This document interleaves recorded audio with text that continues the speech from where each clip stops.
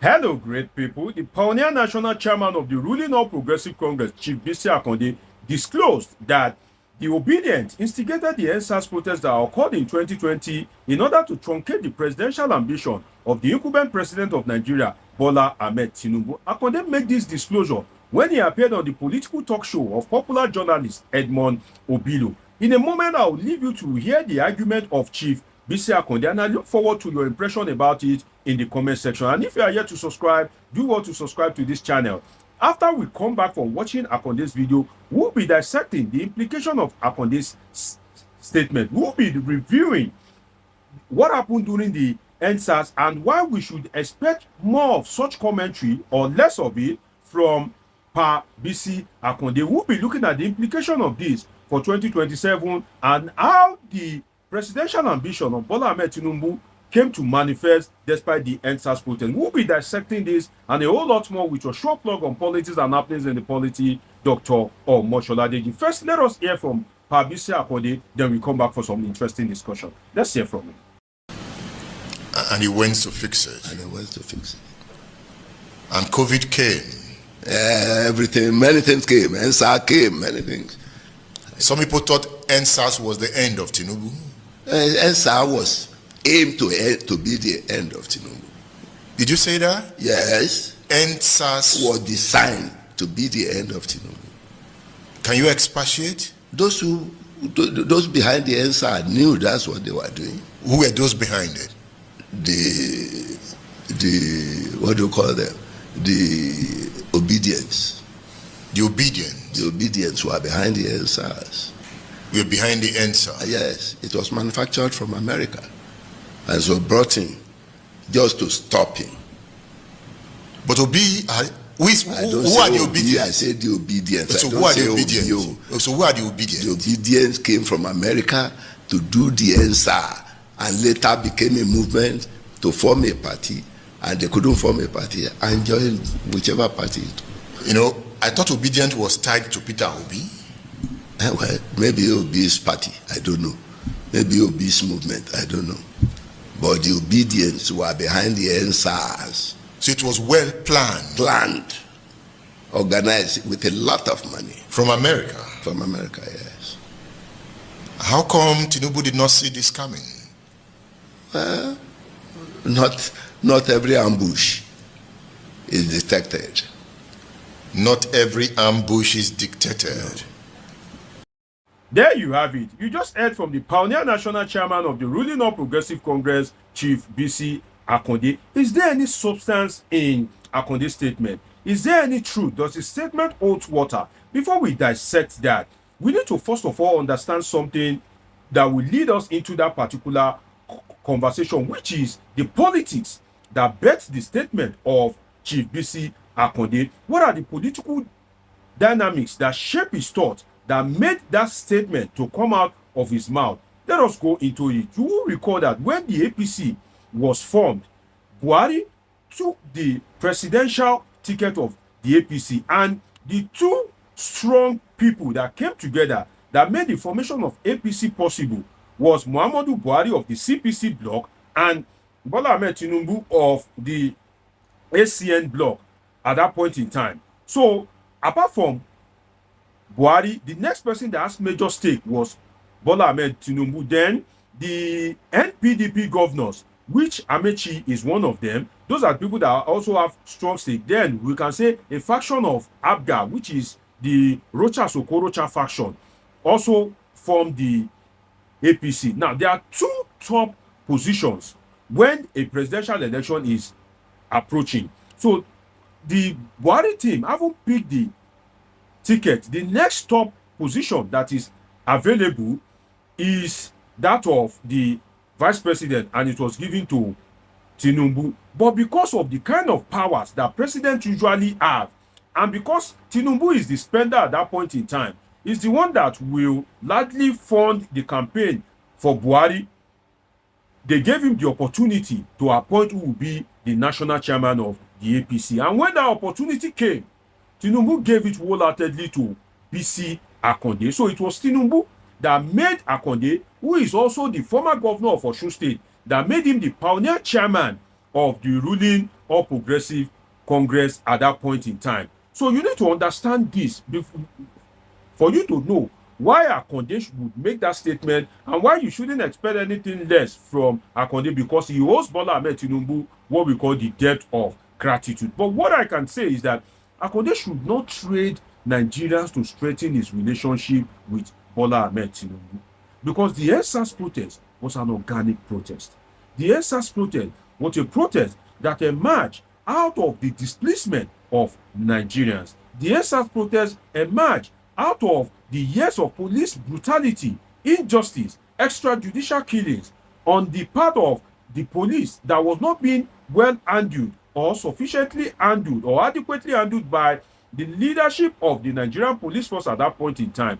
And this led to citizens' acrimony, and that led to what we can tag a revolution of some sort at that point in time, which was the EndSARS protest. So for somebody to now come all of a sudden to tag the protest, the organic protest that Nigerians used to express themselves, to now tag it as political, I think that leaves much to be desired from Chief Bisi Akande. We shouldn't play politics with everything, and that's why I made the assertion at the beginning that Akande should please not trade Nigerians to strengthen his relationship with Bola Ahmed Tinubu. There's a lot of things that you can say. There are so many things that you can do that can strengthen your relationship with Bola Ahmed Tinubu, but to now begin to trade the pain of Nigerians in order to strengthen your relationship with Tinubu, that leaves much to be desired, because people died during that protest. The Buhari regime, sent the military, and the military allegedly, killed a lot of protesters. And some of the families of those people are still grieving till now. And why did that happen? I don't know why some people, why they like to lie to anybody that is in power. They went to tell Buhari that this protest, they are trying to use it to remove you. And which leader will hear that they want to use protest to remove you and they won't act? So Buhari decided to push out the military, and the military did a terrible job. So you shouldn't now use such a sensitive thing to now wrap it around Peter Obi and the Obidients. You may say that, oh, you are not talking about Peter Obi, but then we all know that you can't associate the Obidients with Atiku. It's not possible. You can't associate the Obidients with Yemi Osinbajo. The Obidients are likely supporters, sympathizers, subscribers to the political ideals of Peter Obi. And this thing, it's not only coming from Chief Bisi Akande. Oshoba too, Olusegun Oshoba, former governor of Ogun State, did the same thing not quite long ago, whereby he said that Yoruba people must support Bola Ahmed Tinubu for second term. We must go all out. We must put in our best, because Bola Ahmed Tinubu is a Yoruba project. And as at that time, I said that, no, you are wrong. Bola Ahmed Tinubu is your project, not a Yoruba project. So if you so much believe in Bola Ahmed Tinubu, it is ultra vires beyond your powers to now want to force every Yoruba person that, oh, you must vote for Bola Ahmed Tinubu, or you must support Bola Ahmed Tinubu regardless of his performance. Politics should not come to that level of low. So apart from Chief Olusegun Oshoba, the former governor of Ogun State, Bisi Akande, former governor of Osun State, is also towing that line. And as 2027 approaches, there will be lots of lyrics. They will be dishing out some lyrics to convince Nigerians, to shape the mind of Nigerians, especially the Yoruba people, on why they should look beyond performance. Whether Tinubu has performed or not, it doesn't matter. Just make sure that he returns as the president of Nigeria. So expect more lyrics in the days ahead. Police brutality, extortion, extrajudicial killings that were not properly addressed led to the EndSARS protest. So that needs to be set straight. The record needs to be set straight. Protesters even advocate for police reform. That police reform that the protesters advocate for has not yet been done till today. The protesters, they were protesting against police brutality. They were also advocating for the police that give them better pay, give them better condition of service. So, and you want to tag such a protest that it was the Obidients that was behind it. No, that is false. That is wrong.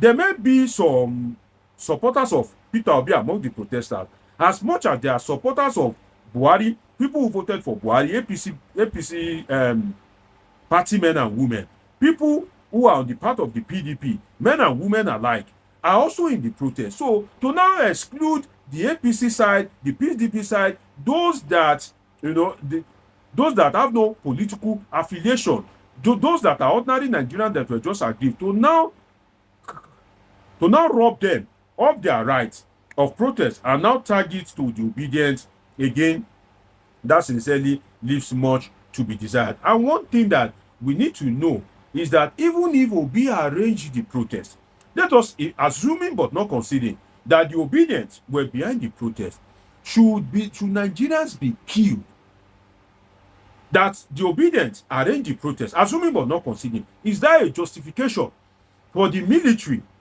to allegedly go to the protest ground and open fire? We saw live videos on Instagram. Is that enough ground? Even if they are obedient, even if they are PDP, even if they are of the ZLP, is that enough ground? So for somebody who is in the realm of a grandfather, if not great-grandfather, to now come out and be making such assertion leaves more to be desired, because some of these protesters, you have them as your child, as your grandchild, some of them are even the age of your great-grandchildren. And those people were allegedly killed, and you are now coming to target to the obedient, rather than for you to advocate for police reform and that police brutality should be addressed. Now, I must not go without saying this, which is that some of this statement is an overrating of Peter Obi. Sincerely, when they do the Fearless October and End Bad Governance protest, they will target to Peter Obi. Peter Obi that didn't perform well in the North in the last election. Will Peter Obi have the capacity to organize such a protest in the North? So why are you overrating Peter Obi? You are using all these talks, you are using it to give him more popularity. You are making him more relevant. So it is even not political strategies for these, top politicians to be ascribing all these things to Peter Obi. Protest comes, is Peter Obi. EndSARS is Peter Obi. Abba, no, you are overrating Peter Obi. That's the truth. You are overrating him. So stop ascribing everything wrong, everything negative to Peter Obi. Check yourself, govern right, and do the best for Nigerians and take the right decision for Nigerians. And may God help Bola Tinubu to succeed. Like I always say, do not curse your leaders. Let them leave office before you begin to curse them. Because when you curse them when they are in office, the decision that they will take as a result of that curse will affect you.